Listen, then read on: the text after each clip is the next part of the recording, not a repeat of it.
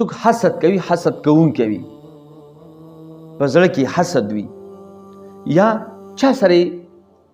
احسان کړی وي هغه ورته یادوي نو دا دوه کارونه چا کې وي وی ورځې قیامت کې به دا د سپي په شکل کې پاسي دې شکل به د سپي وي او چې کله یو څوک د سپي په شکل کې پاسي هغې سره د حساب کتاب کولو ضرورت شته دی چې د ستا به نیکي زیات وي یا به د ستا ګناهونه زیات وي که ډایرکټ په جهنم ته ځي ځکه چې دا یې ثبوت سره نیولی دی و یو ځای کې دغه ډمان ناست وو چا سره بجې و چا سره ډلونه وو چا سره ربابونه وو وی زلزله شوله ټول وتښتېدل دغه بجې ربابونه د یې هر شی پرېږدول و یو ډول وهونکی و هغې ډول په غاړه کې اچولی و وی هغه منډه کا په دروازې کې بند شو